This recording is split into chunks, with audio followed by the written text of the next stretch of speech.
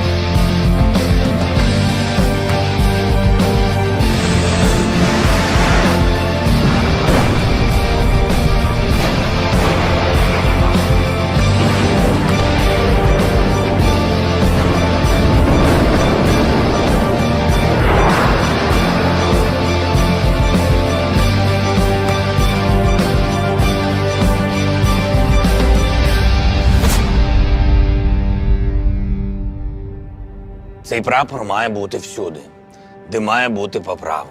І на Донбасі, і в Криму. Ворог думав, ми зустрінемо квітами і шампанським. Натомість отримав вінки і коктейлі Молотова. Чекав на овації, а чує хлопки.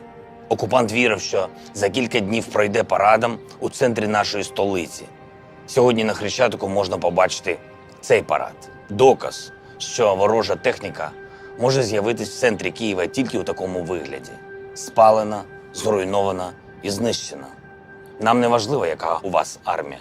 Нам важливо, яка у нас земля. Ми будемо битись за неї до кінця. Ми тримаємось 6 місяців. Нам важко, але ми стиснули кулаки і вигризаємо свою долю. Кожен новий день – це нова причина не здаватись. Бо пройшовши стільки всього, ми не маємо права не дійти до кінця. Що для нас кінець війни? Раніше ми говорили «мир». Зараз кажемо «перемога». Ми не будемо шукати з терористами порозуміння, хоча розуміємо російську мову, яку ви прийшли захищати і вбивати тисячі людей, яких пришли освобождать. И нам гораздо больше понятен и ближе Джонсон, который говорит по-английски, чем убийцы, насильники и мародеры, которые все это делали по-русски. І ми не сідаємо за стіл переговорів через страх, з пістолетом біля скроні. Для нас найстрашніше залізо не ракети, літаки, танки, а кайдани. Не окопи, а окови. І ми піднімемо руки вгору лише один раз, коли будемо святкувати нашу перемогу. Всією Україною. Бо ми не торгуємо своїми землями і своїми людьми. Для нас Україна – це вся Україна. Всі 25 регіонів, без будь-яких поступок чи компромісів. Ми не знаємо цих слів. Вони були зруйновані ракетами 24 лютого. Донбас – це Україна. І ми будемо повертати його, яким би цей шлях не був.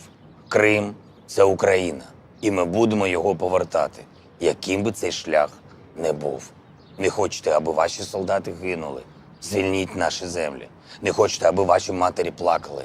Звільніть наші землі. Ось такі прості і зрозумілі наші умови.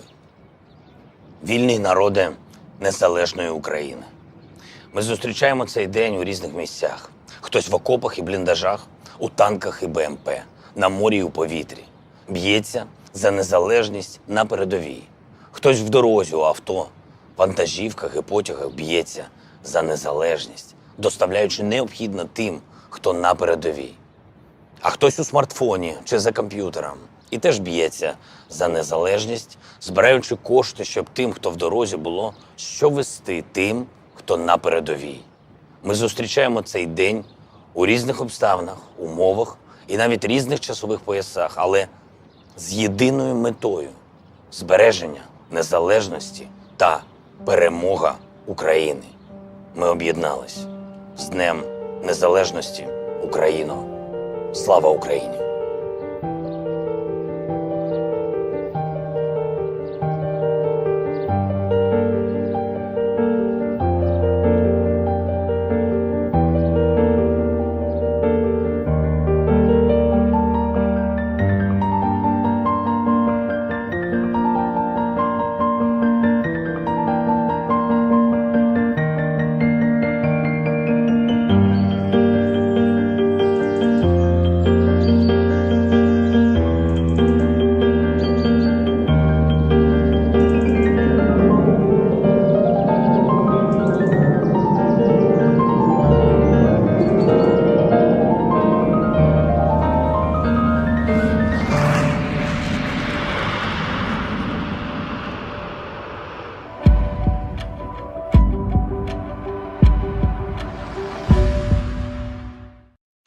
Hello everyone, hello, welcome to the stream.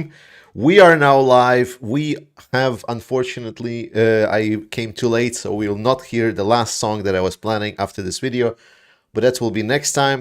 But this introduction says it all. I think you understand it more than I do. I don't know if I need to say any kind of words.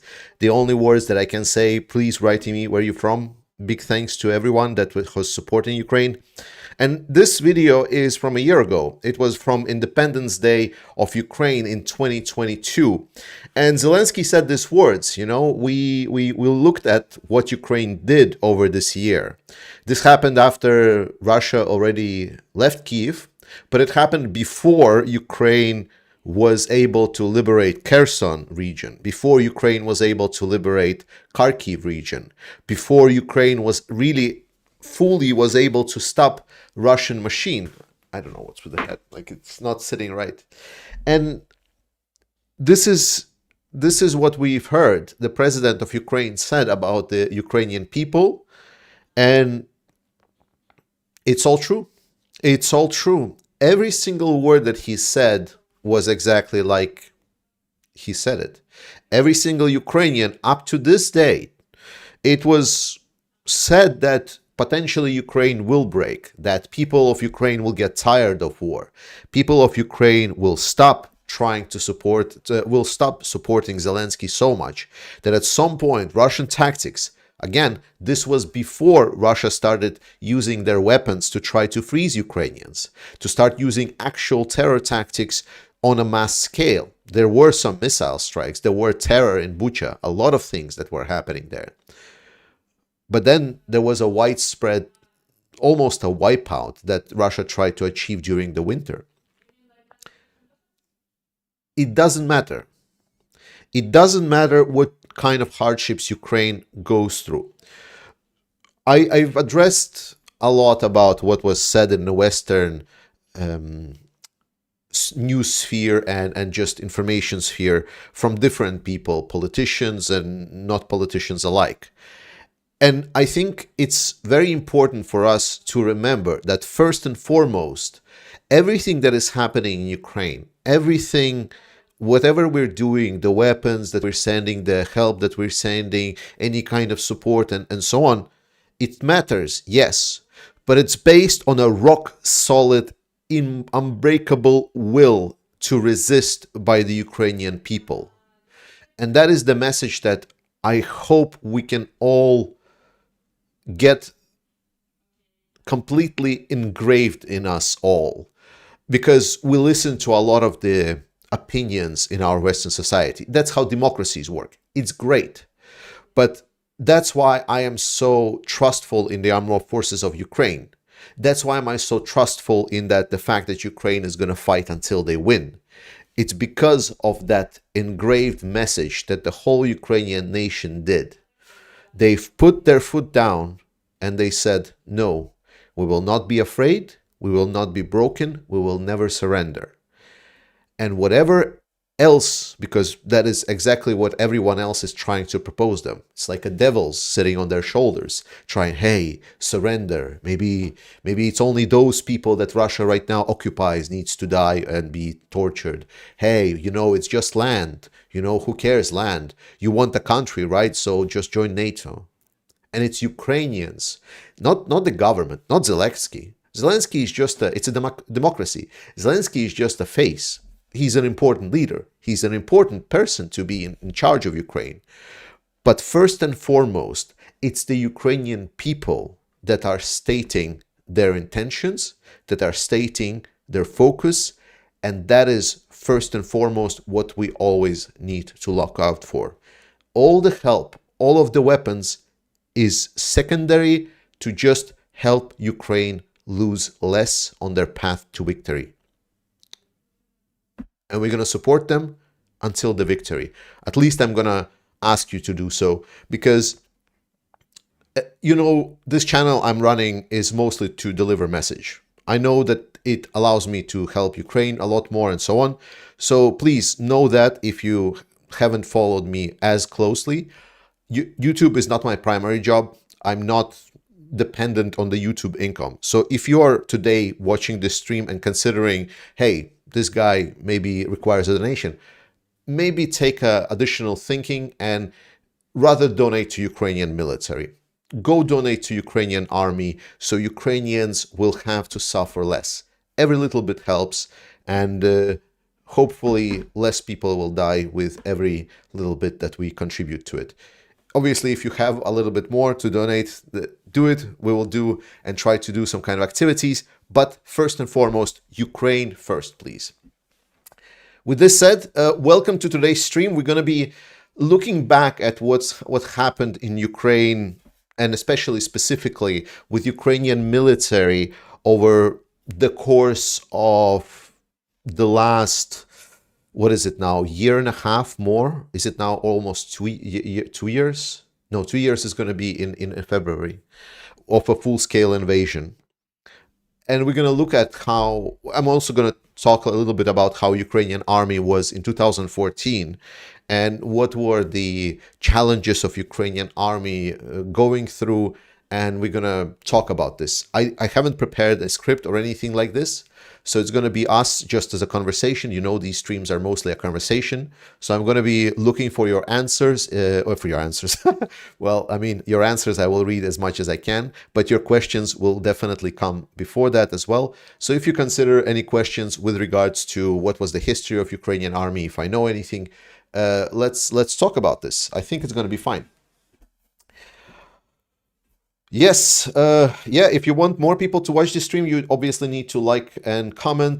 Just a quick thanks to John Newman, JJ, Aussie T, Tomasz. I'm sorry, I'm not reading the messages, sorry. Raven7, thank you so much for support. Steve Walsh, yes, no doubters, absolutely. Space Mono North, thank you so much. OCT again, thanks for gift membership. Hans Eriksson, love and respect, absolutely all the love to Ukraine. Maria, thank you so much. Noel, thank you so much, $20. AWACS, Eagle Eye. Putin, Lavrov, and the whole political party are prehistoric beasts. They should be in museum, not in political office. Absolutely agree.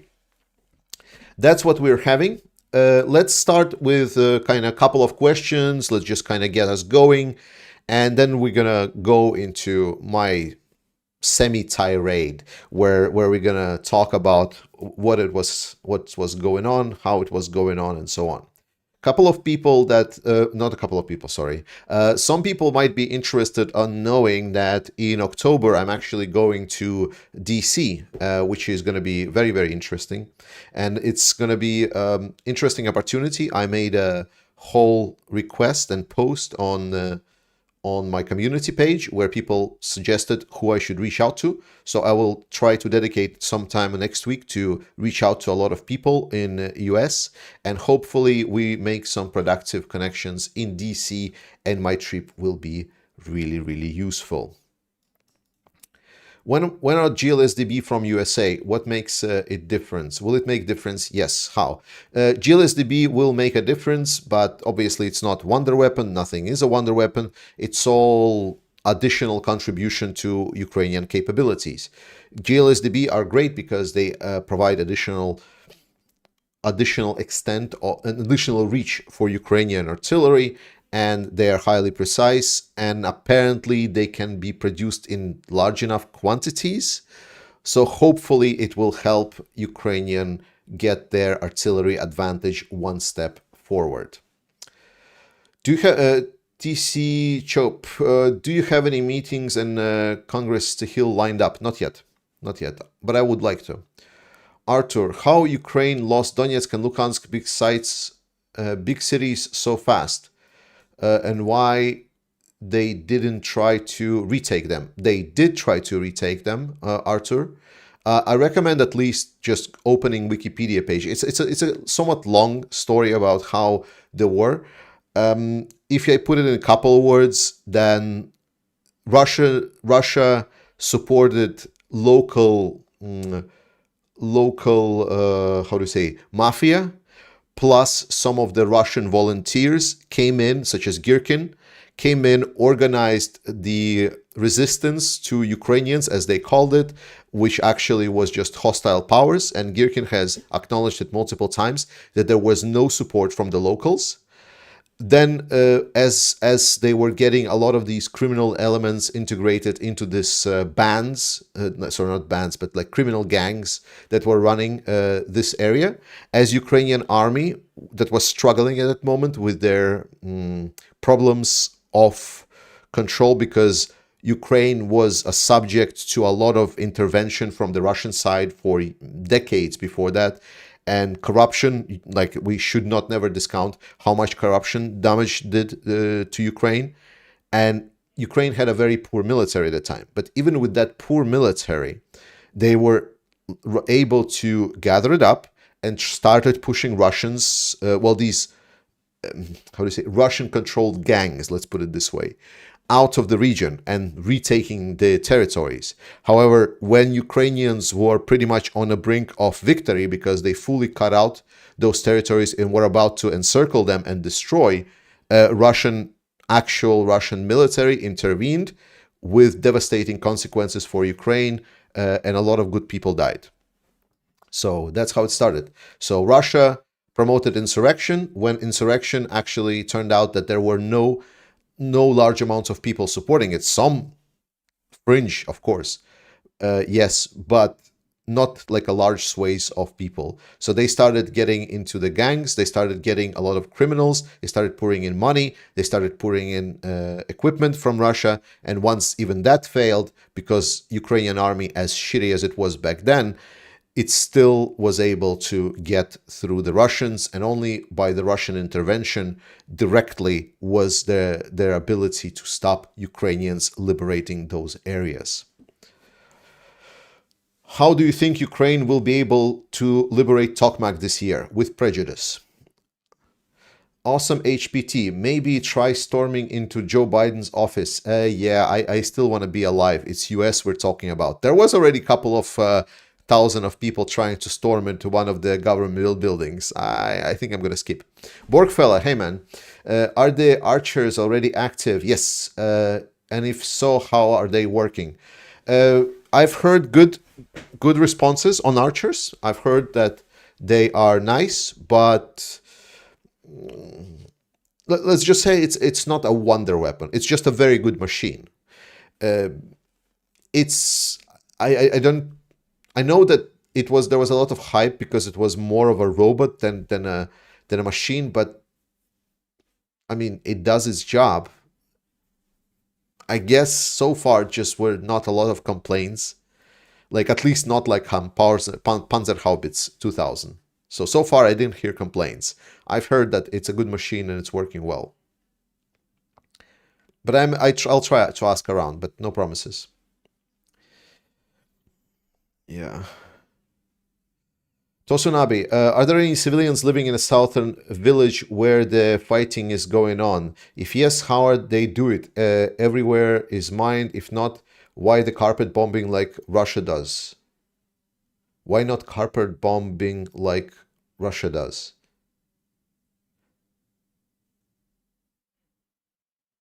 Not sure I understand. I really don't understand the question. So let me take this question apart, and maybe I'll try to take it. Are there civilians living in the southern villages? Yes, there are still civilians. Some of them cannot leave because of the physical conditions. They just are immobile without extra help. Some have their whole life there with their livestock, and they're just living in the basements. And then the other ones that are trying to leave, instead Russians are using them as life shields, because they know that Ukrainians don't target them. That's the first part of the question.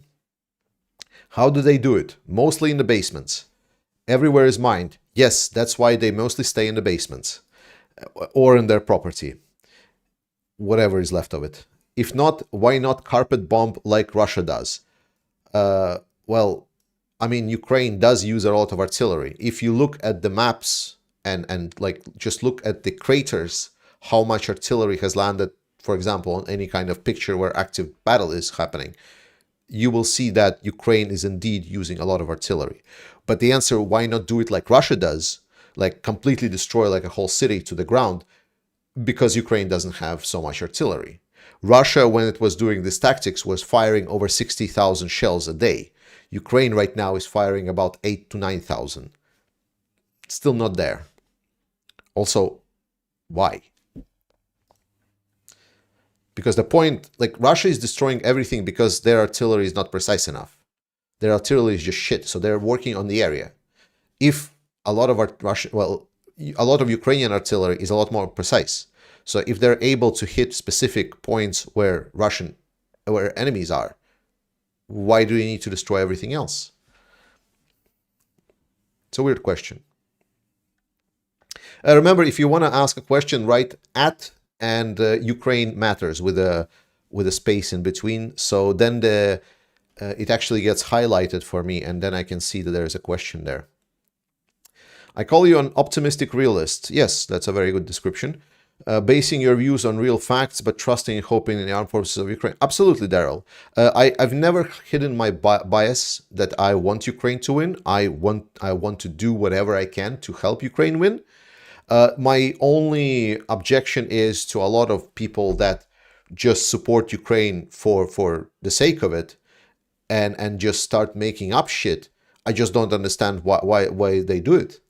Because I want Ukraine to win in not some la-la fantasy land, like, what was it, the guy that was on Twitter recently, Chuck Pfeiffer or something like this, that said like, oh, Ukraine not only landed in Kasachi Lahiri, they also have 2 new pontoon bridges. It's like, you're not helping anyone with just disinformation.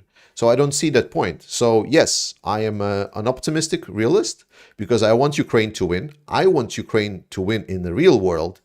And I trust Ukraine mostly because Ukraine, especially command of Ukraine, because so far they have a very good track record. So me as a non-expert, I can start doubting what they're doing, but I don't have the depth of information. I don't have the full picture, right? And what I can go off of is to see whether or not they have been consistent and productive and good on deliveries on what they have promised. Now, Ukrainian command said, yes, we're interested in liberating Area South. Great. I believe them. I believe that they have a plan. Until it's proven otherwise, their track record is solid. Does it mean that sometimes it can break? Potentially. So that's why I'm saying I'm not a professional, not an expert, just a guy that believes Ukraine, that has been doing good track record of delivering on what they promise. So they do make good plans and execute those plans, and they're able to evaluate the information they're getting. And so far, this has been quite good. So I see little to no in a large, like, let's put it this way. In a large sense of Russia losing, I have no doubts, absolutely no doubts.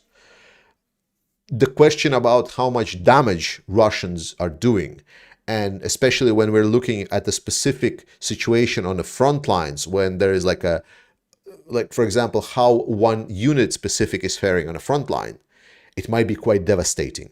It's blood, guts, and there is like no glory there, and very little optimism, especially. This is a bane of a lot of analysts when they look too much in details, and it's like, oh my God, Jesus Christ, like, guys on the front line, they don't have like ammunition, they don't have resources and so on, and they don't have everything else. Yes, then it's tough. But when you start looking, okay, but does the bigger plan work? Now, we were saying, hey, Ukraine has a slow plan. Russia was saying Ukraine is not advancing. I say, okay, but the general staff said that they will. And then I look at the experts and they say, okay, yes. So the plan of the general staff right now is to make sure that Russian forces are damaged, that they don't have enough capacity to resist. And after that, Ukraine will start pushing. Now we know that around mid to end October is when the rain season starts. So that's like a semi-deadline for any kind of offensive operations. And now we see about 2 months before that deadline, Ukraine is like, okay, we already dealt a lot of damage on Russians. Let's try to push a little. And now they pushed, and we see like, oh, first line breached, second line already under threat very significantly, and I'm going to talk about it tomorrow. Why be pessimistic? That means that Ukrainian command had a plan, that they've adapted their plan depending on what kind of response they got from the Russians. And instead of preserving their forces and just saying, okay, no, we don't have enough resources, let's save up forces until F-16s arrive. And then with air power, we're going to attack Russians. They say, no. Continue on, deal damage, and then we push. So I see little to no, on a large scale, signals to be pessimistic.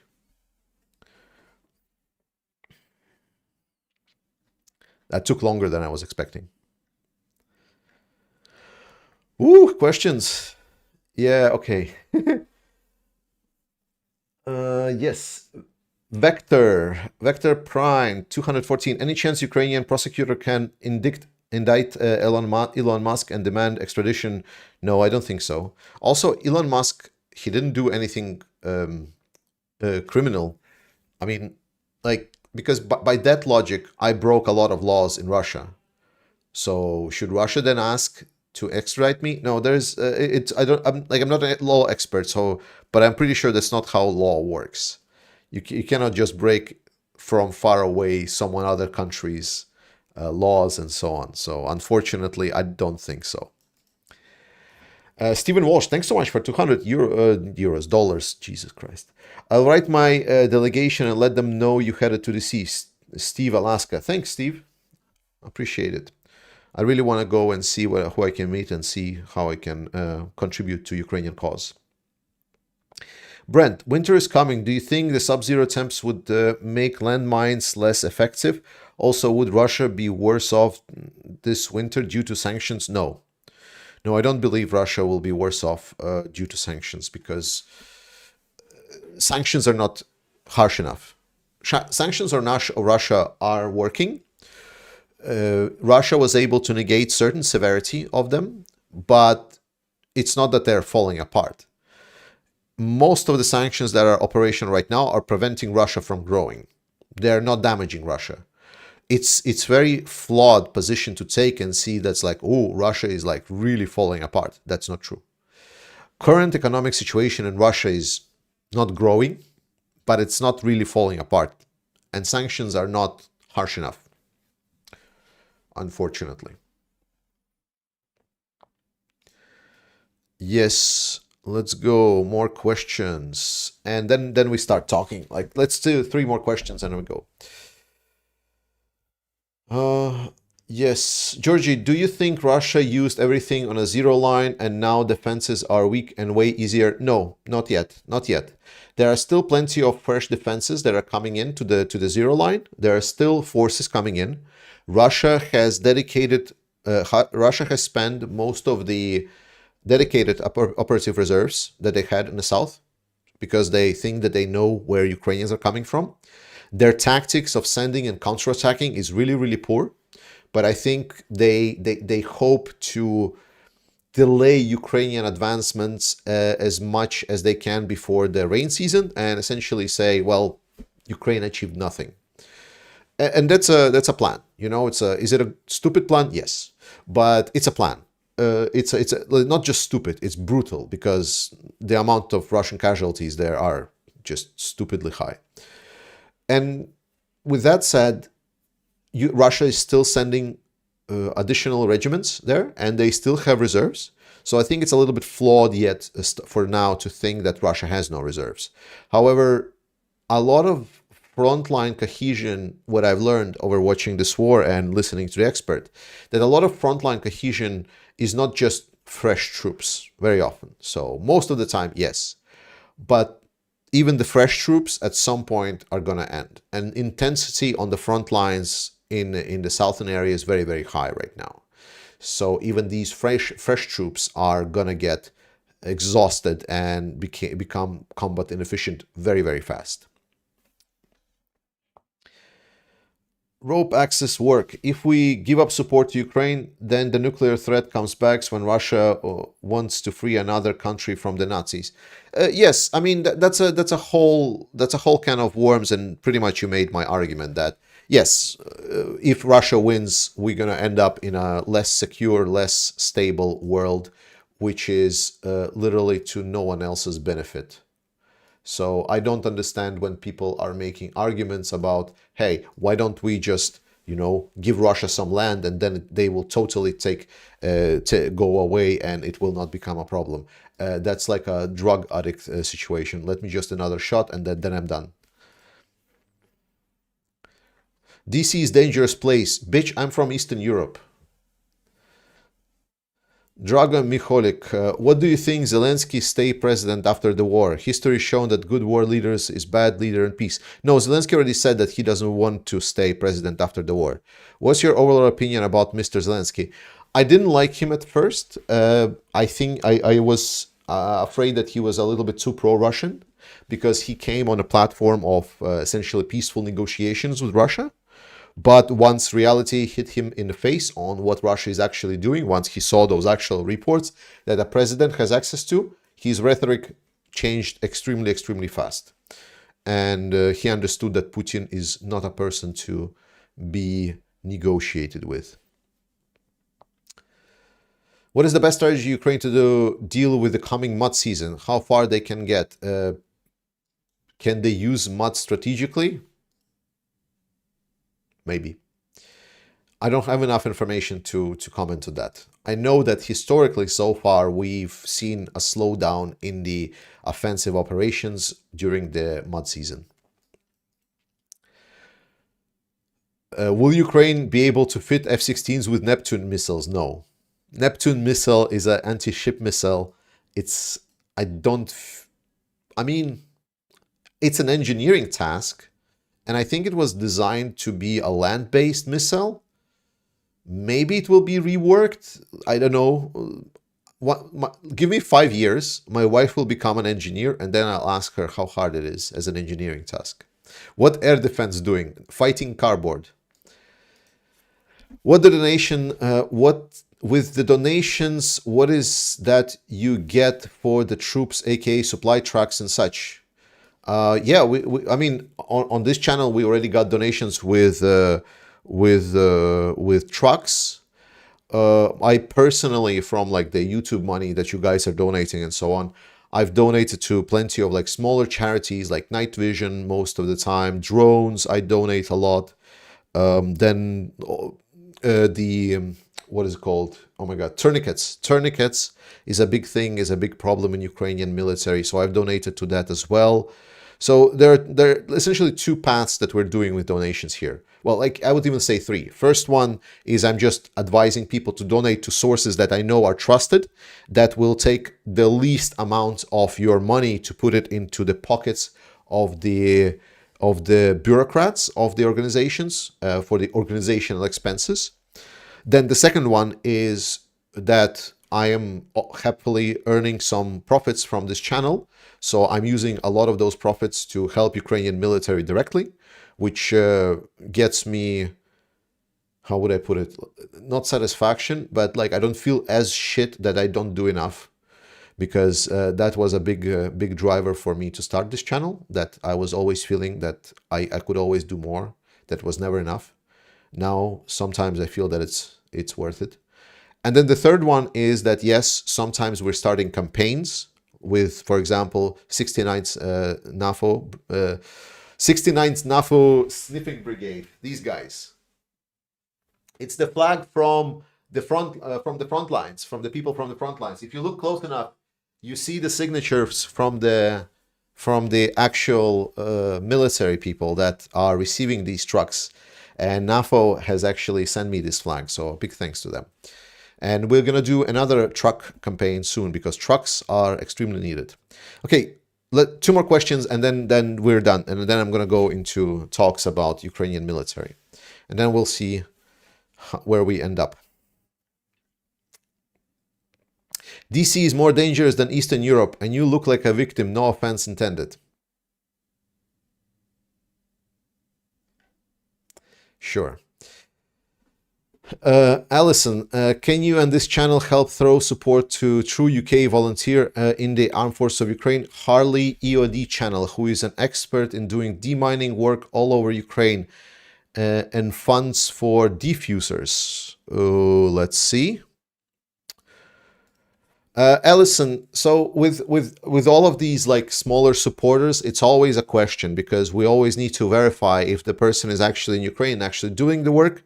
So if you can reach out to me to Ukraine Matters 2022 email, I will see, and we can try to see if this is a real thing, because unfortunately we have encountered people that are very convincingly imitating that they are in Ukraine, and some of them are imitating that they are soldiers of Ukrainian armed forces. So that's why, like, getting those donations to the people that actually need it is a little bit how do you say, not as easy as just like, can you just give money to this guy? Let's put it this way.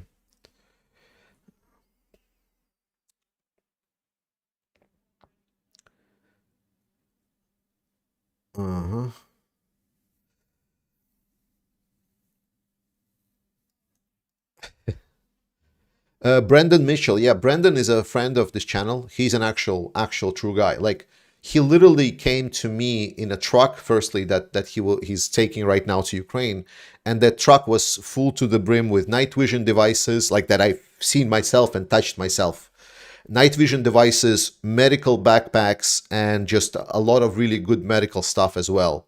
So Brandon is a real deal for sure. So that's, I mean, I don't need to explain it. Like, he has videos from the front lines.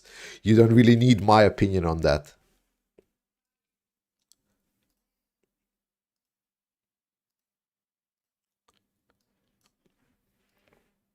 Okay, last question. Let's go. Can you describe what you think strategic situation will look like for Ukraine once they take Tokmak? I've talked about it multiple times. It's a longer discussion, Tim. I'll try to touch on it again, maybe in tomorrow's video. Let's put it this way. Hisham, Georgie, why does Armed Forces of Ukraine ask for silence to attack like a bull on the most defended area of the front? Is this just a diversion or is it the main attack? I don't know. Maybe. The answer is maybe. Ammunition supply from allies, it's improving. It's improving. The silence is because there is a lot of things that how do I describe OPSEC? I mean, firstly, just Google the definition of OPSEC. Most of the why OPSEC is relevant will be in the definition. But the main part is that for us, the people that are far away, and especially on this channel where I try to simplify a lot of things, it's just an arrow on the map, right? Because what you described is like, wow, they just attacked the front line head on, right?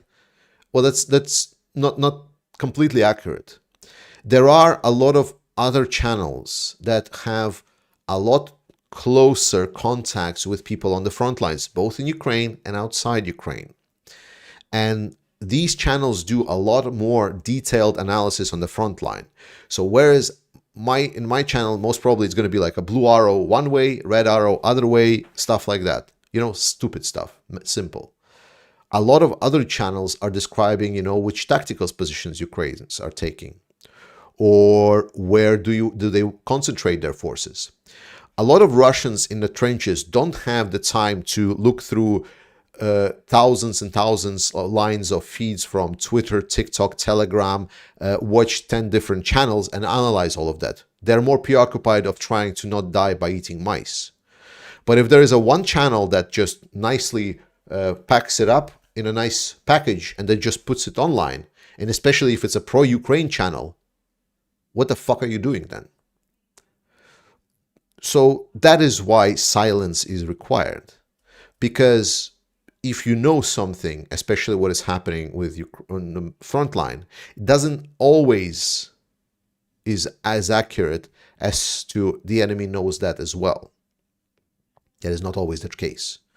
And there are known cases when certain bloggers, pro-Ukrainian bloggers, thankfully not on the English hemisphere, but most because Russians don't really know English, but on the Ukrainian side, they did really good analysis of a lot of things. And it cost lives on actual Ukrainian soldiers. So the question, why do you need silence when you do complex army maneuvers, is a little bit of a silly one, don't you think?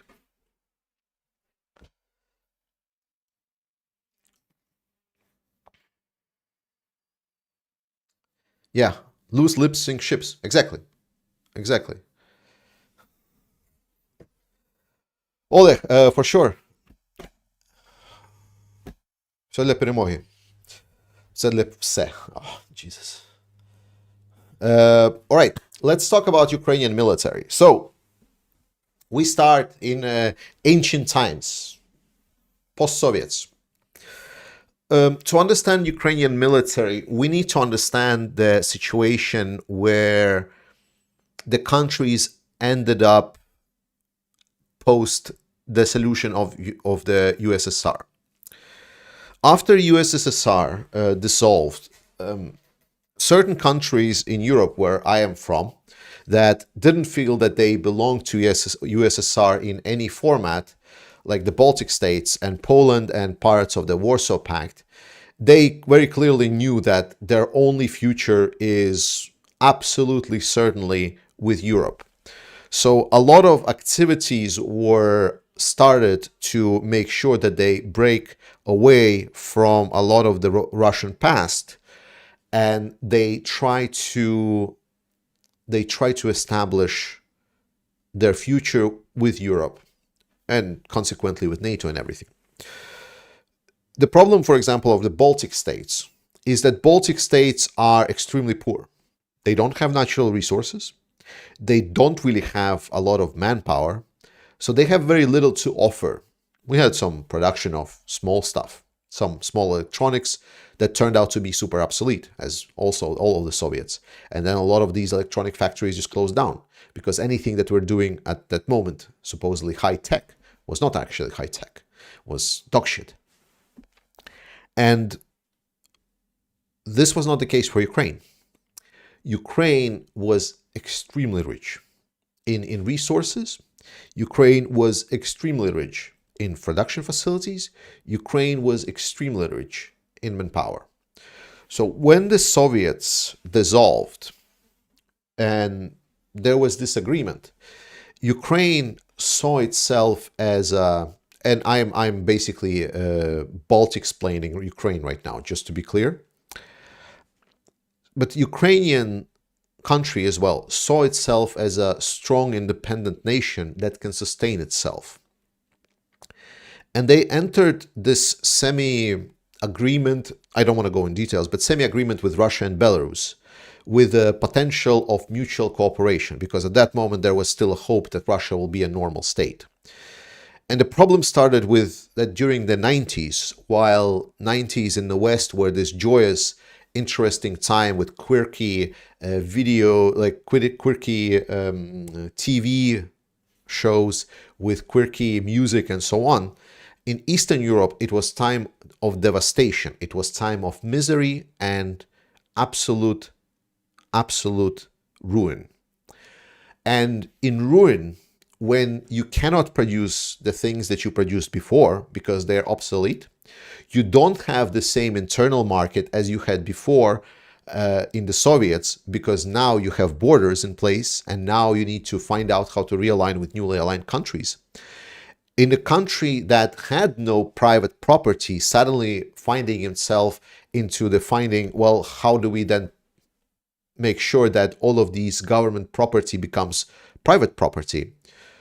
In Ukrainian society, compared to the Baltics, the answer become sell shit. We have a lot of stuff. We have a lot of factories. We have a lot of weapons produced. We have a lot of produced equipment. We have a lot of everything. Just sell. And that obviously built a huge super network of black market weapons, if we're talking more of an army focus, weapons dealing, technology, equipment, spare parts, everything. Everything. Because country didn't have enough money to run itself. They didn't have the old production, but they had a lot of people depending on the country because there was no full transition to people having their own pension savings, for example. And that, with a lot of corruption and a lot of effort from the Russian side to try to undermine that and have influence, turned out for about 20 years, Ukrainian society was in a state of disarray, where it was rotting from the inside. And the whole structures of the military, the whole structures of society was completely gone. a lot of military that are long-term military in Ukraine, they have expressed that time to best describe it, and is that imagine you're a young guy and for some reason you decided to make a career in the military. So you get your uniform and then you go out to the city to get a drink, get to know a girl or something.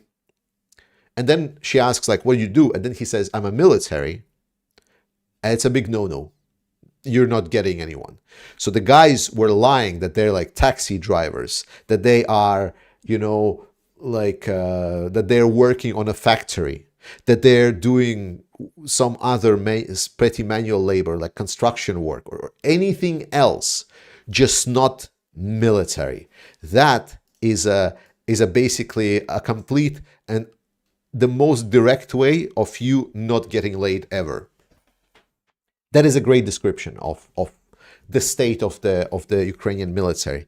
It was shameful and stupid, because when you say you're in military, it just said like, are you idiot? Do you just not like life or like doing anything that's worthwhile? And this is what army met the Russian aggression in 2014, because contrary to what was happening in the military, because the government was very often either pro-Russian and it was always shifted around, there was never any reforms achieved with that. So contrary to the civil society that over time did understand that, yes, Russians are not really that great, whole Russian economy and Putin's dictatorship really stems on just one thing. They're just selling gas. And they saw that the actual democratic and human values are with Europe.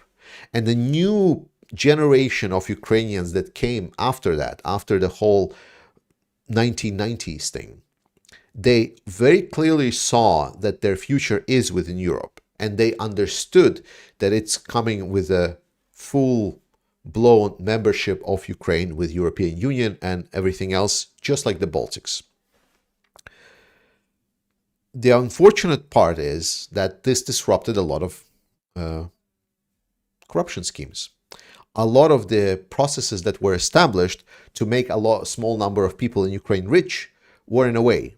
But Ukrainian society was also not homogeneous. A lot of Ukrainian society was still unclear who are they, because Ukrainian state as a legal entity didn't really exist.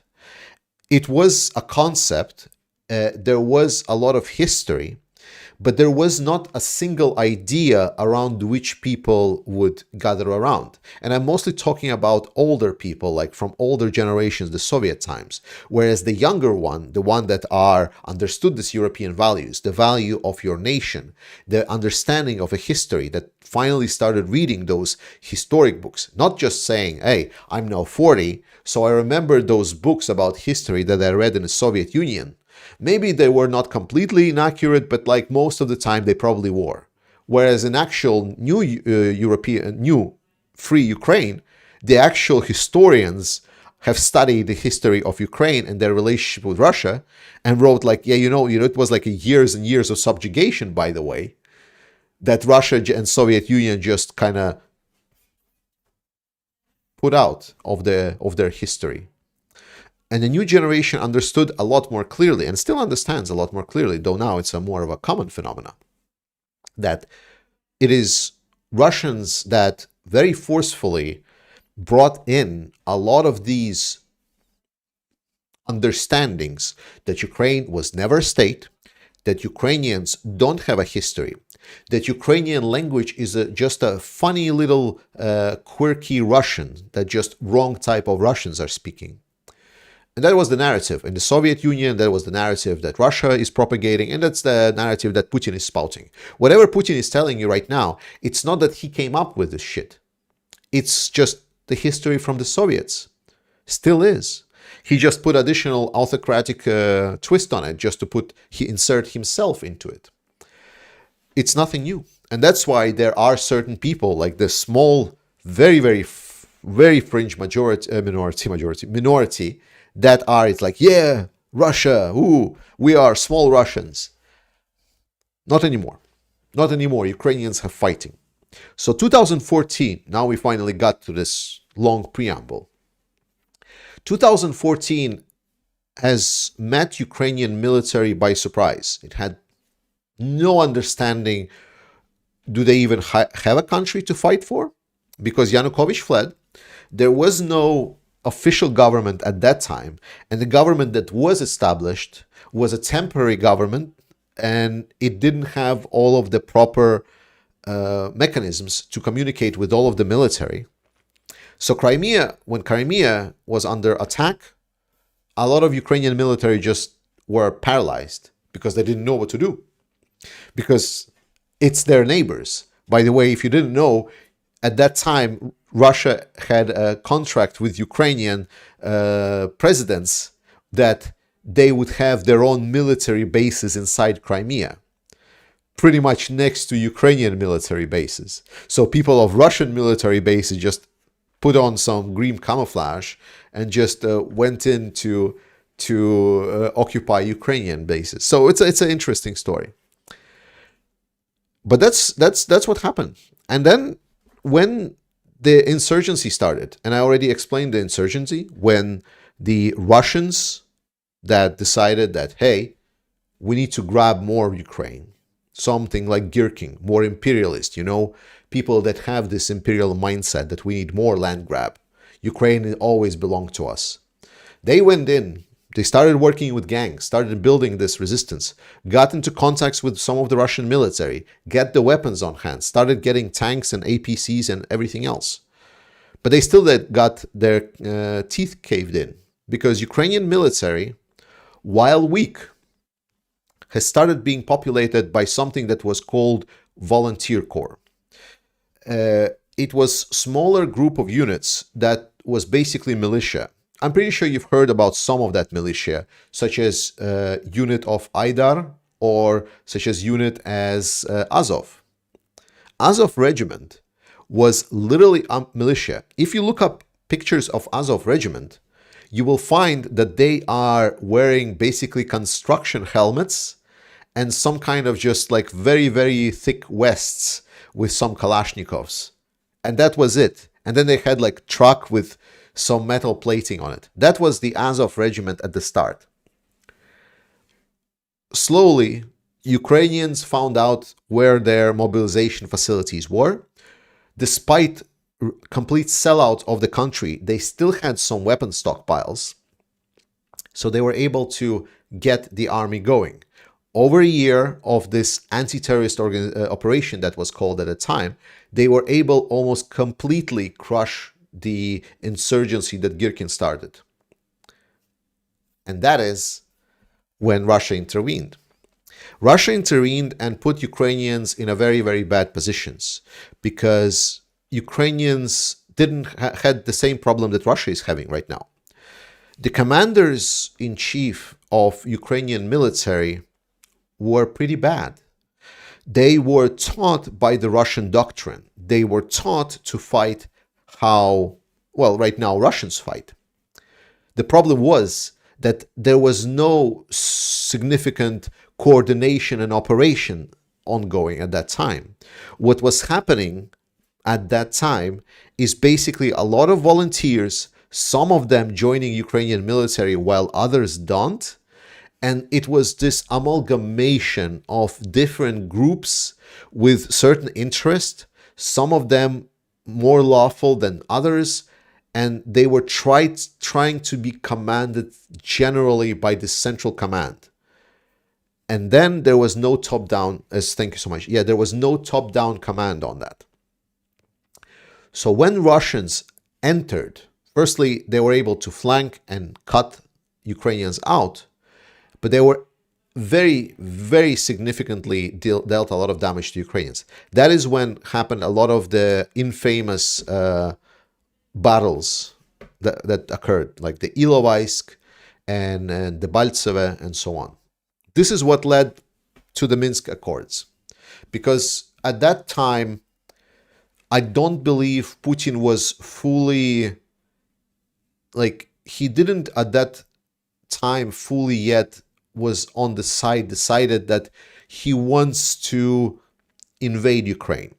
I believe at that moment, he just wanted Ukraine and Donbass area to be like what is happening in Moldova. So to be this region that is just a tumor in Ukraine. And they were mostly working on a paradigm that Ukrainians should come to negotiating table with these terrorists in Donbass, and they should incorporate them into Ukrainian state and essentially be a political driver inside of Ukraine that would make sure that Ukraine stays very strongly aligned with Russia. So at that moment, Russian military was not given, it's Transnistria, yes. At that moment, Russian military was not given a full go-ahead to capture Ukraine. Many reasons. We'll find out in the history books. Once Russia is defeated, we'll find out why. At that moment, Ukraine suffered significant losses. Very, very bad losses. Really bad. It was on the brink of losing it. I believe if Russia would push harder at that time, there would not be a Ukraine. There would not be a Ukraine. So Minsk agreements were established. And that is what the Ukrainian army was past 2014. Past both of the stages of offensive. Because after Minsk 1, Russia started a little bit of an offensive. And they killed a lot more Ukrainians with that. Because they needed to get better logistics. And at that moment, Ukrainians understood that with Poroshenko in charge and everything, that they need to change anything. So Ukrainian military started adapting. They've started introducing a lot of training on the grounds. Mostly this was done by veterans of the first anti-terrorist organizations. A lot of people that were defending quite famous Donetsk airport. It was a very symbolic position right next to Avdiivka, where Avdiivka right now is. And the place was held by volunteers for a long time. And it's important because that is where Ukrainian legends, like the fighting military legends, were born. The people that they would refer to as cyborgs, it's a long story why, but general understanding is that the people that were defending voluntarily Donetsk Air Base became as cyborgs. And these cyborgs, because they were volunteers, and because they were doing the most fighting in most awful conditions there were, they got a lot of clout. And a lot of these people, they started reforming some of the army. Not a lot at first, but step by step. The most important development that Ukrainian military got is that they got a huge rotation of forces through the demarcation line. So huge parts of Ukrainian military, firstly, it was beefed up. And secondly, a lot of that Ukrainian military got trained in live going to the trenches and going to the demarcation line and going to see how the fight with Russians actually is. Because the fighting never fully stopped. It was still fighting, it was still artillery warfare, it was just low intensity conflict. And this is where I want to make the most important comment of them all. Because this is where the story of General Zaluzhny kind of starts very, very impressively. So he was a commander of a, I believe, brigade at that time. And Zaluzhny went through this whole journey of war in the East, of this low-intensity conflict. It was a conflict specifically aimed and to understand how to fight Russians. What are Russian tactics? What are they thinking? When they are fighting one way and when they are fighting another, how are they making their positions? How are they doing the operations? General Zaluzhny went through all of it. And that's important to understand why. Because when we're talking about Western analysts giving their perspective to General Zaluzhny, we need to understand that this is an advice. So I'm not going to too much discuss because this is a topic that I've covered many times about the Western media. But what we need to understand is that General Zaluzhny is a commander of forces that were in direct conflict with the military for 8 years prior to the invasion. He went through it all. He knows how they operate. He knows how they fight. He knows how to counter it. And most notably, compared to a lot of European or even American generals, he's a combat general. Not a special operation kind of like where a lot of Western powers are operating, some kind of military operation. No. Maybe a low-key conflict, though sometimes a higher intensity, but a full-blown conflict general. He is a person that put his knowledge, what he learned, the theoretical ones, to the test in practical terms and saw exactly what worked and what didn't work. And obviously, General Zaluzhny is the person that the whole new concept of Ukrainian military, not a desk general. Thank you so much, Dizzy Dog. So when we are looking at any other generals from any other military critiquing Zaluzhny or not understanding why he does one thing and not another, this is often explained by, and I'm going to quote an expert here, they're just jealous. A lot of generals and military personnel, as that person was saying, the expert, they say they're little kids. They like playing with guns, and a lot of career generals, they just are very jealous of Zaluzhny, that he is actually able to participate, that he is having this great opportunity and career, that he is becoming this renowned person, renowned general, where they wanted it to be them and be recognized. He says that there is a lot of jealousy and a lot of unease in a lot of the desk generals looking right now at Zaluzhny as he's becoming world's #1 general.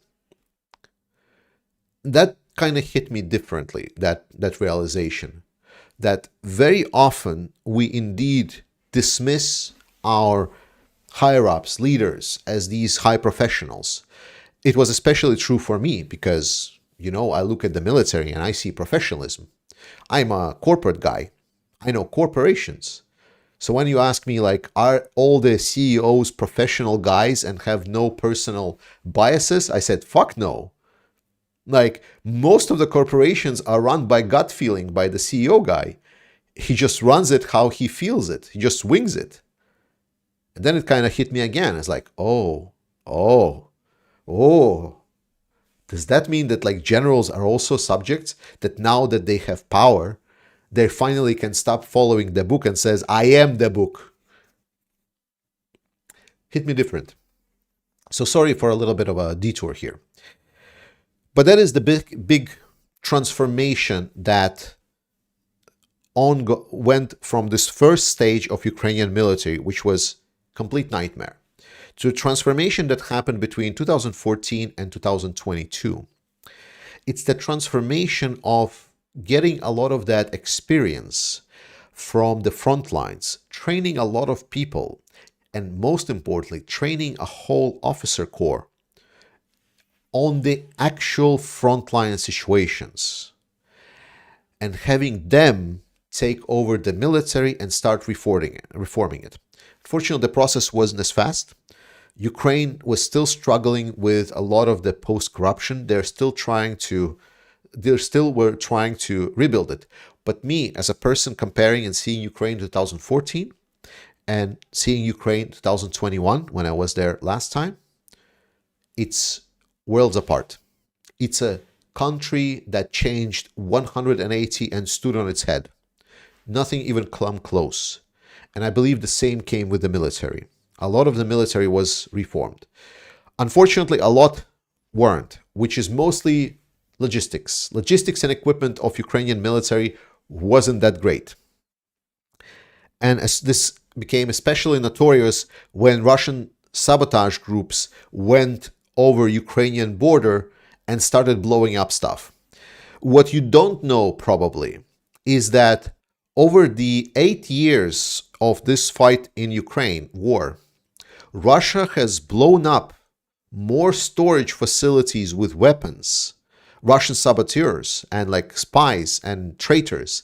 They blew up more equipment and ammunition than Ukraine have used up during the first year of the conflict.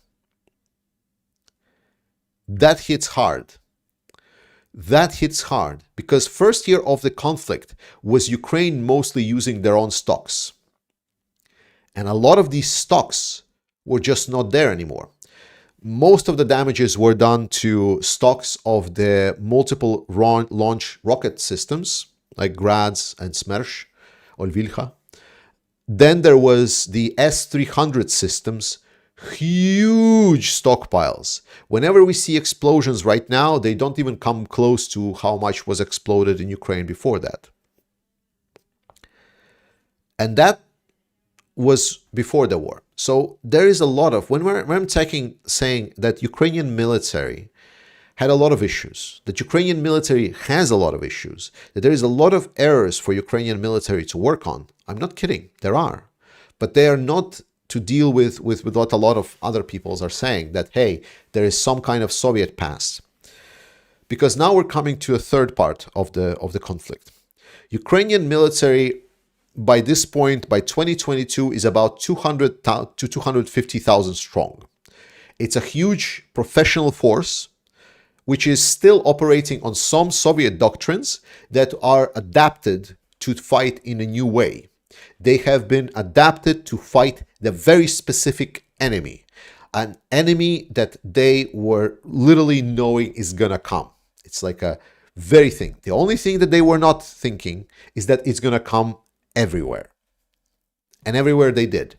Even those places where they thought that it would be stupid to attack, Russia did attack.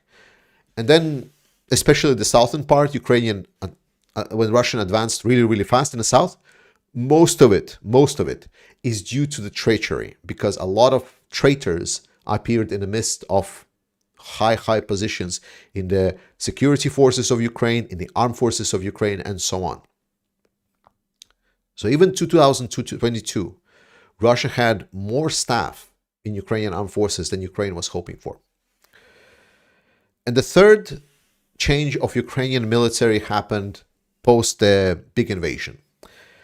This professional army that Ukraine has built is great. It was amazing. Remember the start of the war? There was literally no movement in the east. Russia could not move a meter past the defense lines of Ukrainians. They were not able to even try to advance. They were advancing around Kyiv, they were advancing around Kharkiv, they were advancing in the south, but not in the east. East, where Ukrainian army was concentrating their forces, Russian got nothing. Zero. They didn't make even a dent. No, I didn't forget the NATO training for 8 years, because training of NATO of Ukrainian military was very limited. So I know what you want to say, but it's like, I did my part. The training of NATO was about 10% of Ukrainian military, which is still a lot when you think about it. It's like what? Over what? Like 40,000 people? Like definitely, maybe even like 20%. Let's put it 20%, whatever. Let's say 1/5 were trained by NATO. Fair enough. But majority of work was still done by Ukrainians themselves. That is something we definitely need to remember. A lot of training was done by Ukrainians themselves. And we have seen that Ukrainians like, oh, we need more forces. And then they started having a recruitment call. And then there a lot of volunteers came, both to the territorial defense, both to National Guard and everything else.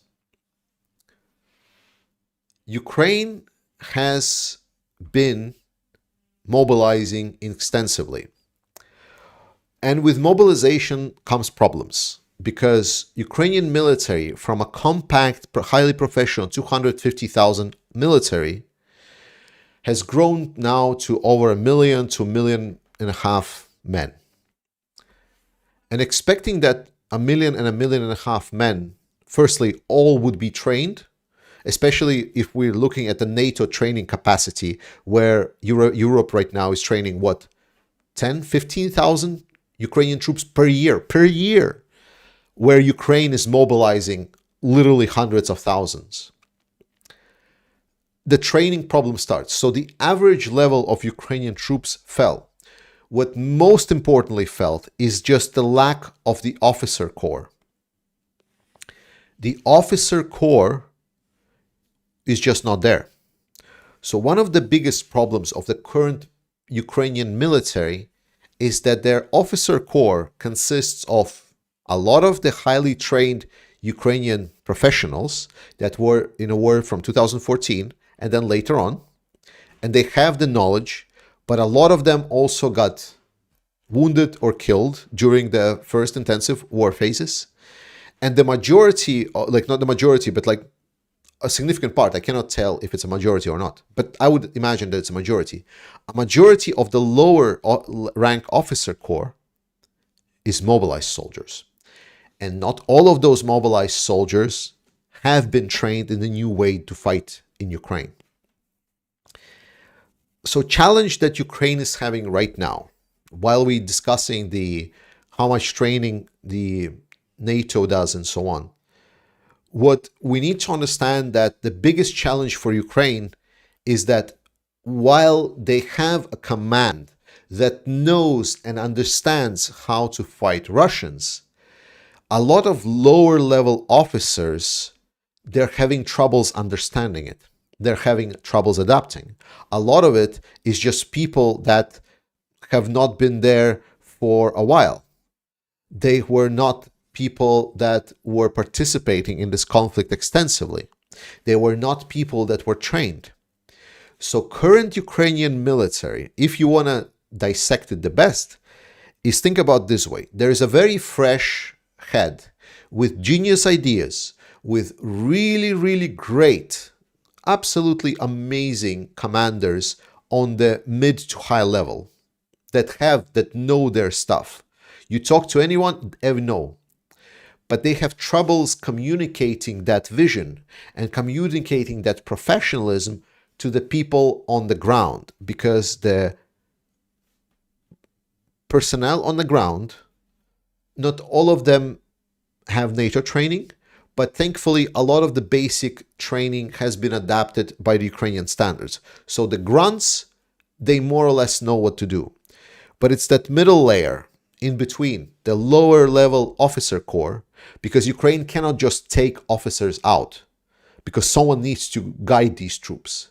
But this is where majority of Ukrainian errors and problems are coming from. Not the head, and even not the grunts on the front lines. They're getting okay training.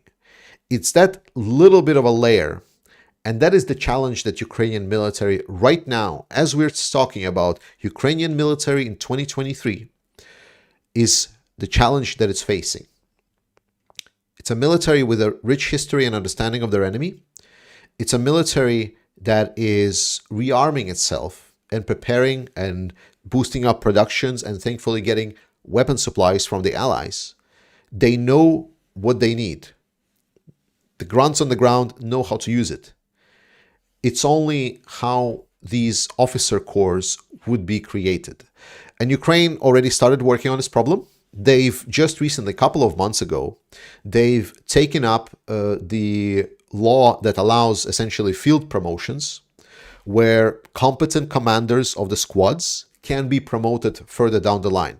And what Ukraine right now is looking for is to replace a lot of that mid-level officer corps that were made up from mobilized people that remember only the times when fighting as the Soviets, or even worse, only knew fighting on the books, pages of the books, and they never fought live, are now being slowly grown into this. Once that process is completed, Ukraine will have an efficient machine that will be able to handle a lot. It will be a machine that will be able to have more than 1 million strong army on the ground that would be able to execute more complex maneuvers, combined arms war. So to sum it all up, this long tirade, Ukrainian army went from a bunch of guys with construction helmets to a professional corps that is now growing a very important link that will unlock the capabilities of a highly professional military, but also with scale.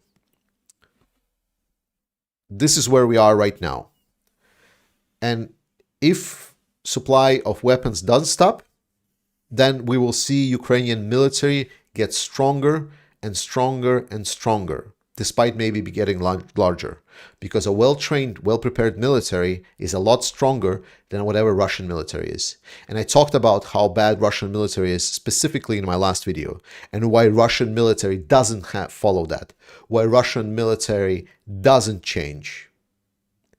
So, to put it simply, when people say, Georgie, why are you optimistic on the outcome that Ukraine win? Because on one side, we have a corrupt regime where what matters is loyalty, and where one's personal qualities are very much looked down upon, where the more you try to stand out as a professional in your field, the more they look at you as like, what are you?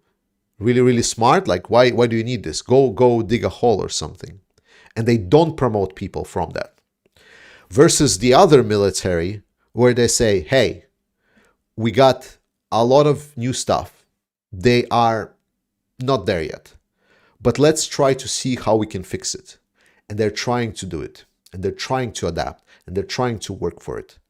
So when I put these major two approaches together, there is not a single doubt in my mind which is the more focused and beneficial one.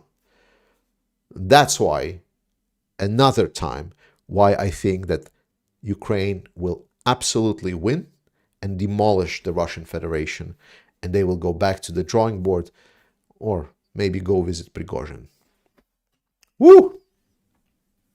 What a talk.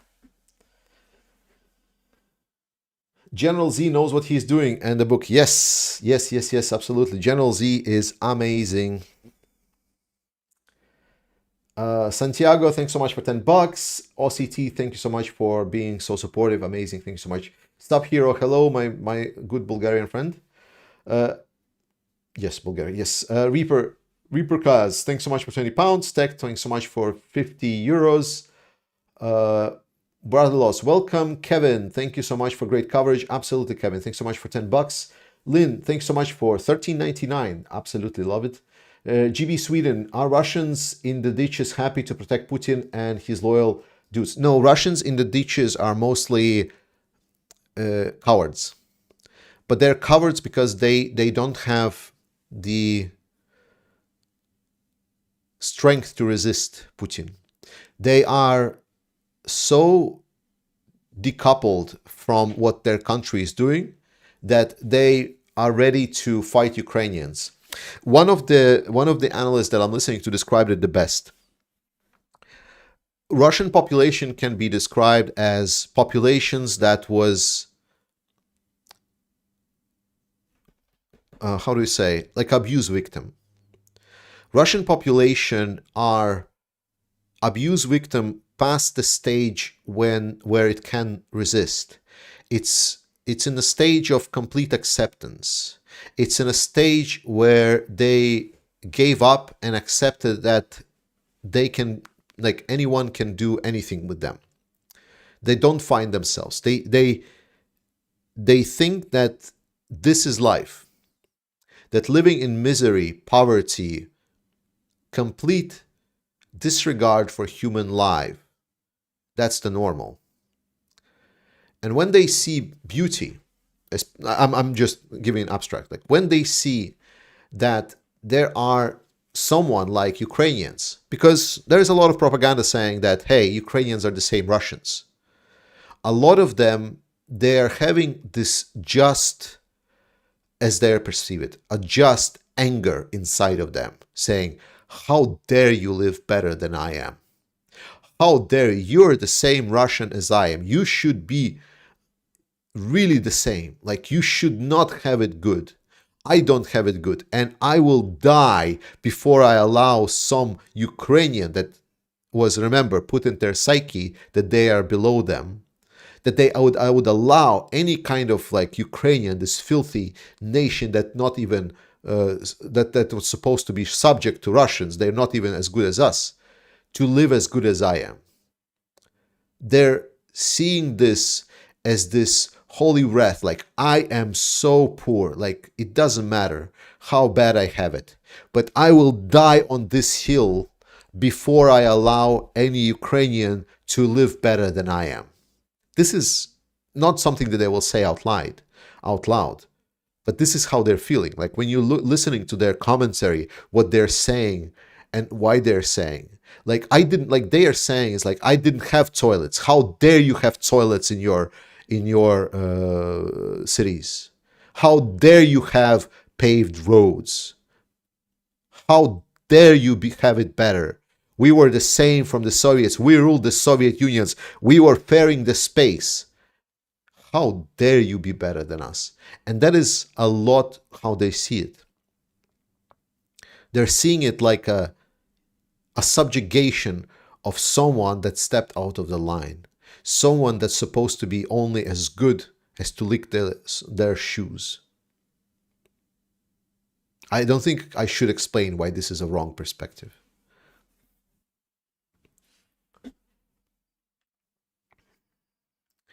Yes. Paul, India has stopped buying oil from Russia as Iran is now supplying them at the same cost. That was arranged by US. Impressive.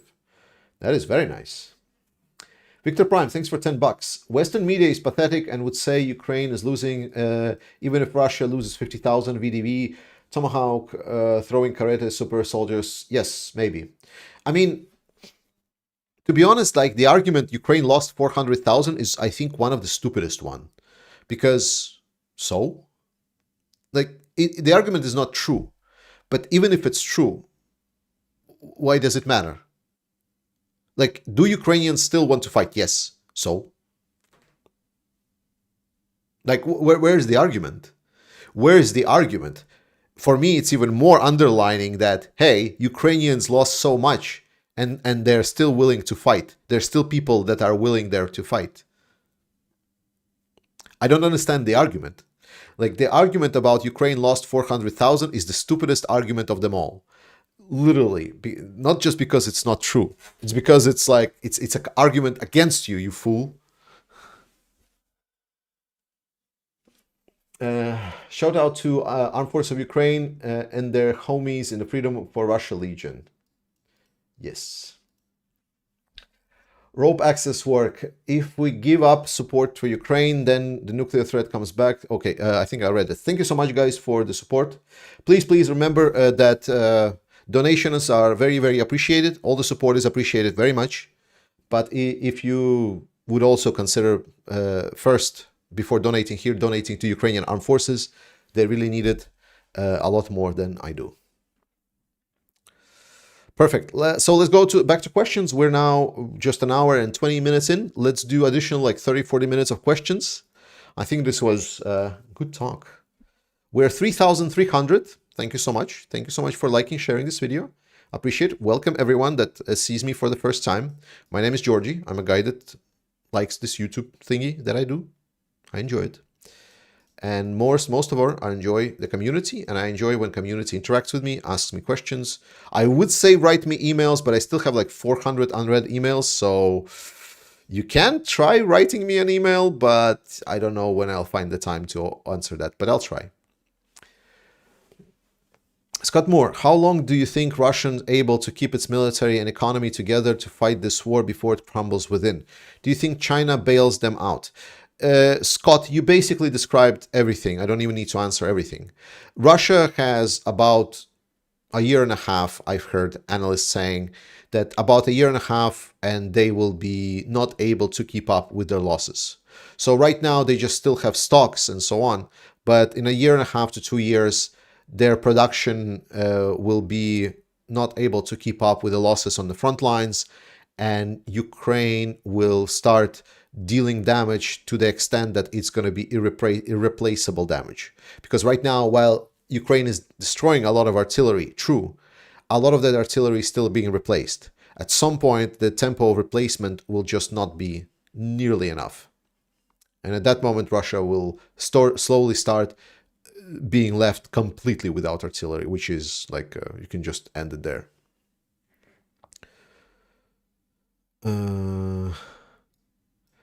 Matthias Dolenets, it would help if Ukraine would clarify position regarding Banderas movement. I mean, I thought it was clear enough. I don't know. But it's for Ukrainians to say. It's not for me to say. Cherny P, good overview. I would add that the soul of the new Ukrainian army grew out from the hooligan movement. Camaraderie, discipline, and patriotism were transformed from Ustauskas to frontal warfare. I think they were deserved a nod. Yeah, for sure. Ultras, I mean, especially like Kharkiv ultras, like Mariupol ultras, they were very, very prominent fighters against the Russian occupation. Any luck getting General Hodges on the show? Jensen, so the problem with getting anyone to the show, so there's a girl that is a Crimean Tatar girl, and I've been blueballing her for like 3 weeks now, just because I don't have the time. And unfortunately, the truth is, I just don't have the time. I don't know when I have the time. I wanted to drop by the shield shows. I don't have the time. A lot of times, like, I just don't have. Like, I have the second channel, Global Matters. I don't have the time to make videos for that one. I'm so screwed because my main job, like, and I like my main job. I love it. I love my main job. Like, I'm doing what I like. But it takes a lot of time. Also, the family or stuff like that, you know. I should start channel Family Matters. Brian, the channel Ukraine Matters does truly matter to Ukraine. The quality of content is unmatched. And as I'm a hardcore follower, Starsky to TBC, Ukraine to United, Dennis, United 224, Dennis wants money. Maybe. All pro-Ukraine channel are very welcome. Please follow Starsky, TBC, Brandon from TBIC, Arthur for sure, Dennis. Follow. All pro-Ukrainian channels are good and so on. But first and foremost, if you want to think about where would put your money, Ukrainian Armed Forces. Very well welcome. Yes. Okay, what's more? Get a body double. Nice.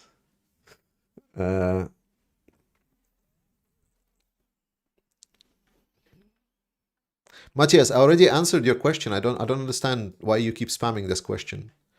Like, if you repeat it more, it's just I'm just gonna ignore it more. I already read it. Aaron, any thoughts of Russian nuclear retaliation capabilities given how bad the maintenance has been? It's like with nuclear. I watched the channel. It's called Kurzgesagt. In a nutshell, so Kurzgesagt made this video about nuclear war, and like after first 5 seconds, I was like, no, what's a dumb idea? Oh my god. So Kurzgesagt in the first 5 seconds depicts this picture that it's like you take the first person preview of supposedly the leader of USA. It's not USA, but supposed leader of USA, and then a general explains to you that like the missiles from Russia, it's not Russia, but it's Russia, are flying in, and now they're gonna be destroying us and everything. And they take this, and that is such a stupid perspective of how that kind of war will be. Because if one thing we learned is that Russia is completely see-through. American intelligence knows what Putin is going to have for lunch before Putin knows it. I'm quite certain of that. And if there's at any time there's going to be any kind of mentioning that of doing a nuclear strike, there's going to be intelligence that's going to report on it, and there's going to be a response already waiting for Russians. We're not in a Cold War era anymore. The intelligence and spy, like the ability to acquire intelligence and knowledge is there. It's the same problem of the current battlefield. Everything is transparent. Everything is see-through. And the same goes for the whole Russian system. It's archaic. Even if we're like, because the question that you're asking about the physical capabilities. And for me, physical capabilities doesn't matter, because I know that intelligence in Russia and counterintelligence is dog shit, because nothing that they do will go unnoticed. Every single silo, every single potential missile that will fire will be targeted threefold, thrice. For every single missile, there will be a counter attack. As soon as that button is pressed and there is like at least one spark in the engine, the strike will come without them even realizing. We know that because this is what US intelligence have been selling us all along. When all of these news about, hey, you know, there is a Russian nuclear submarine that left this port, it's not just for nothing. It's just to make sure that we are reminded that we know everything. We know movement of everything that is happening. When US literally stated like a month before, the offensive is coming, the attack is coming, and then a week before we're saying like, yes, it's happening pretty much right now. It's not that they predicted the future, they just have the data. So no, I am completely certain that any kind of nuclear strike capabilities or something is so irrelevant to us in the Western world that it's completely BS. The only thing to worry about is a tactical nuclear weapons by Russia to Ukraine. But even by then, it's still being monitored. Sorry, there was already a TV show called Family Matters, very popular in the 90s. Damn it! Alex, thank you so much for fixing me that. Jabato, thank you so much, or Jabato, sorry. Scarcity of toilets in the Russian crashed the probe on the moon. Yes, absolutely. Oh my god, the moon crash. Oh, I wanted to make a video on global matters. Damn it, it's such a good video. Okay, maybe at some point. Yeah. Their moon crash is really bad. Get a body double. That was good. Do you know that Ukraine recognized the Chechen Republic of Ichkeria, an independent state under Russian occupation? Can this be applied by the other countries? I mean, I think it should be applied by the other countries, so I'm not sure why it's not, to be honest. TC Hope, what's the situation on the front lines? Ukraine seems to be attacking on several fronts. I made last 3 videos specifically discussing the situation on the front lines. And I will make another video tomorrow. Susie, what do you think Russian YouTubers that are pro-Ukraine but profiting off the war?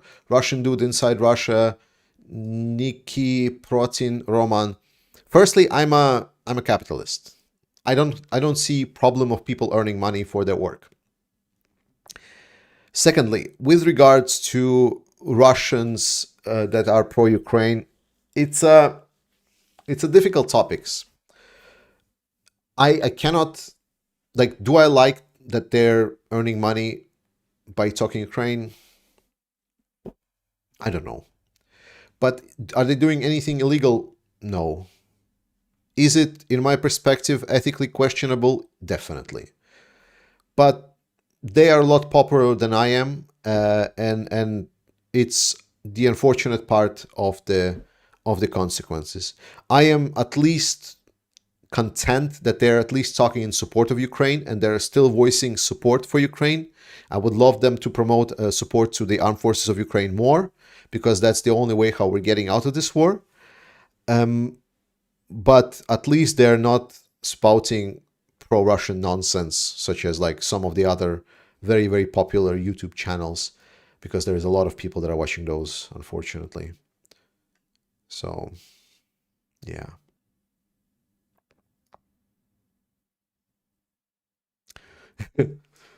At 4th, Putin and Erdogan will meet at Sochi. What do you think will be the outcome? Someone's dick is gonna get sucked. That's the dirty outcome that I can say. Nadrak, NATO pilots claim F-16s will not work as intended since it takes years to learn to fly, avoid SAM sites, which Russia has a lot of. How will Ukraine use them? Defense? Well, I mean, you do realize Ukraine have pilots that are right now flying. I mean, Ukraine has capable pilots that are flying right now with all the SAMs of Russia. Like Russian SAMs don't start operating when F-16s fly in. They're operating right now. So no.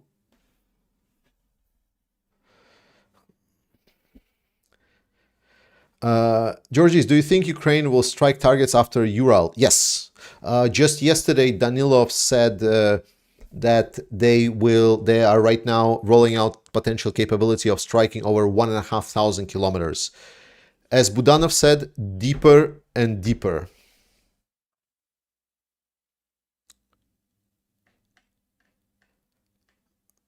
Stockholm syndrome is Mike. Stockholm syndrome is a psychological condition in which hostages or abuse victims develop feelings of trust or affect towards their captors or abusers. Yes, but it's not the same for the countries, because Russia has a whole country, so it's something else entirely. Like Ukrainians have said that it's one of the most probably peculiar psychological case to study on mass psyche. One Grail, I'm loving the recognizing peoples under Kremlin control as independent nations. Literally asked about that in the last live. That I think recognize them as independent nations. I really wanted to get some people from Ichkeria that are very prominent in Europe to get on the channel, but I never got the chance. Again, the same problem is with like Ben Hodges and literally everyone. I just don't have the time.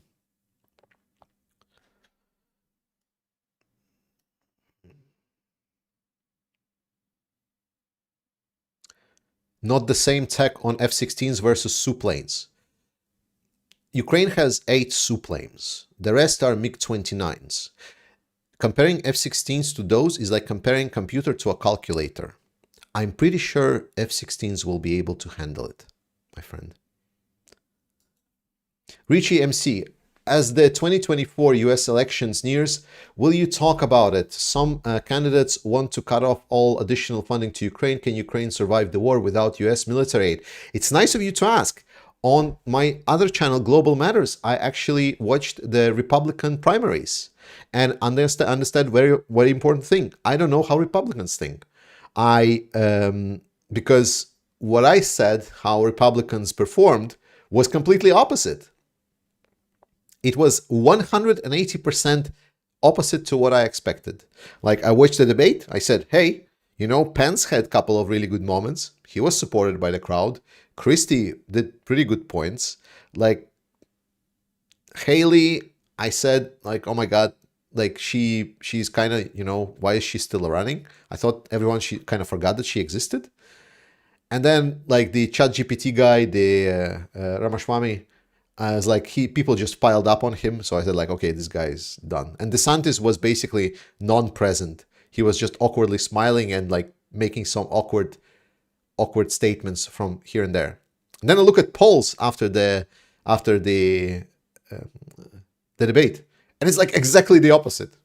It's like Pence and Christie is like scraping the bottom.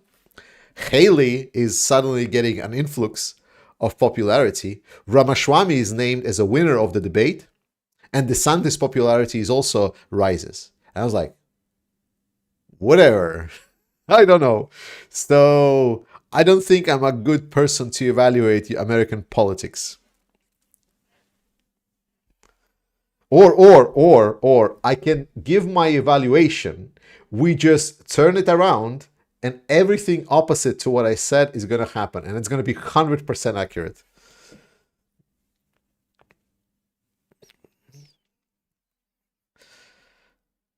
Yes.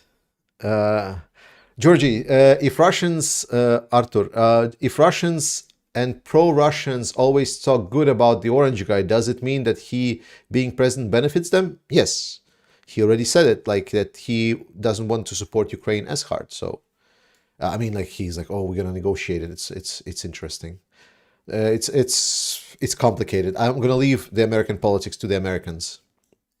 I don't think I'm good enough to be there. I watched the debate. I think it was entertaining. I made my comments, but I'm not even gonna go close to predict of who's gonna win, why, and not. It's a lot more. It needs a lot more knowledge from my American friend's side. So I'll leave it to Ali to tell me who is it, and why. Ask me about Polish elections. I will know more about Polish elections, but next time, not today. I don't want to talk about that. We should address the main long-term issue. Boots on the ground. Orcs' strong point in Ukraine, weakness. Your options on the recent corrupt military versus recruitment potential. Okay, Louis, I don't understand what you're asking me. I'm going to try to break down what you said, and I'm going to try to answer part by part. You should address the main long-term issue. Boots in the ground. I'm translating this as there are people that are gonna get stuck in the mud during the rain, so Ukraine needs to speed up. I agree, but I trust the general staff that they have the plan. So with regards to boot in the ground, I think Ukraine knows where the limits are. Then second part, orcs' strong point in Ukraine, weakness. Parentheses, by comparison, orcs have stuff, they have men. They are very, very long. Their army is huge, because right now Ukraine is fighting not Russian potential, not Russian war might. They're fighting the Soviet Unions, the superpower that was gathering weapons and technology to fight the United States during the Cold War. Now, everything of that is being unleashed on Ukraine with some help of North Korea now and other allies. So Ukraine right now is demolishing the whole Soviet legacy, putting a period on it. The Soviet legacy is no more. This is the last war of the Soviet, last big war of the Soviet weaponry. We're seeing it being removed from the text, everything. Your opinion on recent corrupt military versus recruitment potential.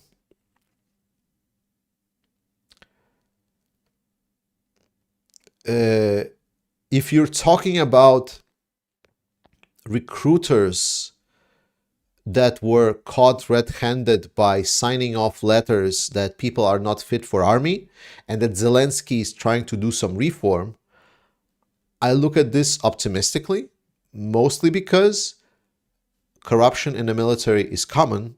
I have explained already at length the problems of Ukrainian corruption, and I'm very happy to see that Zelensky is trying to fight it. Maybe the solution is not the best. There's a lot of people saying different solutions, but it's a solution. We will see if it works or not.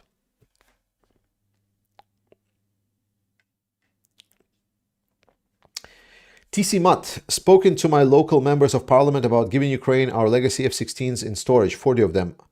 What to show that the Australian people with this to happen. Yeah, thank you so much for support from Australia. It's been great. The most recent Australian support that was in the news was the cardboard drones. And I know people use the term cardboard drones, but guys, this is not pizza box cardboard, okay? It's a hard pressed, very, very thick, very, very, very dense cardboard that is very densely pressed together. So it's not like pizza boxes flying. Please. I know some of you, but yeah, thank you so much for that, Australia. I like that when Australia sent these drones, they were supposed to be reconnaissance drones. And because Ukraine's like, okay, if it can fly, why cannot it drop grenades? So they just installed the grenades inside of the drones. Genius. Susie, hit the like button, send the love to the mods. Absolutely. Mods are what makes this channel happen.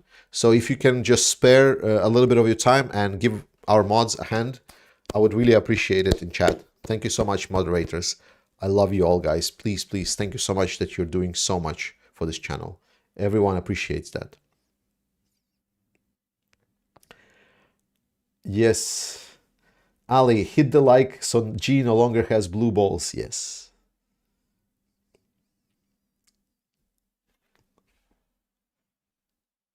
Okay. We're slowly heading towards the end. Again, thank you so much for watching this and liking. I'm going to read the last couple of questions, last 15, and I'm going to wrap it up. Remember, tomorrow, another video coming up, and I'm going to be covering and doing as much as I can to make sure we support Ukraine with everything that we got. So, huge love to everyone that stayed with me up to this point. I really, really appreciate it. With all your questions and so on. And I know that I come up when I answer questions as a prick and an asshole, but that's just how I am. Thank you for tolerating me. I really appreciate it. Mike, it only takes 3 to 6 months to go through training for a current pilot to convert for an operational conversion unit. USA just stalling. They need to grow some balls and cough up F-16s and A-10s. Yep, more stuff. More stuff is better than less stuff. That's my position. Thanks, mods. Yes. Why do so many think that NATO is an offensive alliance when they are defensive? Because they are stupid. Because there's a lot of stupid people. And this is mostly the America bad idiots, because their answer to everything that US or everything else does. Have you seen anti-globalists? Like, have you heard their arguments from like 20 years ago? They're so bad. Like, the arguments are not helpful at all. The most important is that people that say that it's NATO aggressive alliance, US bad, it's US empire, and so on, they have not the right wires attached. Let's put it this way. Usually people say a lot more nicer things or try to connect with their arguments, trying to understand their logic. I really think that they're just like living on another planet and just don't understand how the world works. But thankfully, they also are known to be in a very small minority. In all kind of democratic societies, we roughly know that there is both central part where there is a lot of normal, rational thinking people that mostly have different perspectives, but generally they understand the life how it is. And then there's fringe groups that propose some weird shit, such as, why don't we build communism? Why do you do this, what is working right now? Why don't you just build communism? And these groups, they want to break the system. They don't want the system to work. And they will take any arguments that support that notion of like, yeah, we should break that system and put it in, And one of those notions is America bad. America is big power. It's a big, like some would call it like a imperial power. I don't think so. It's an imperial power. I think it's a superpower, super economy. So they have a lot of leverage. But I wouldn't say that there are countries that cannot define US. I think countries can defy US, but it would be costly to them. So when people say US bad, I just think they're fucking stupid. That's my take on it. And I'm pretty sure I can tackle the argument, and we can tackle the argument, but I just think that they're in this weird fringe minority that don't like democracy as it is right now. They want to break it. They want to build something completely different. But that is not what I feel like. Like, I like democracy. I like the system that we're having. I think it can be improved. I think there needs to be changes. But they said like, yeah, let's break it up. Let's make sure that there is no more US. US shouldn't project their power. Well, what then should US do? What are we do? Like, how do we then resist China? How do we then resist Russia? It's people that are living in some kind of a dream world where everything besides US is like peaceful ponies, and there is no threat of terrorism, there is no killing, there is no poverty, there is no economic issues, there is no authoritarian problems. It's like it doesn't exist. So, yeah, I don't have anything good to say. it's the same the same people usually that are asking for why not peace? Like, why don't Ukraine and Russia just talk? Genius.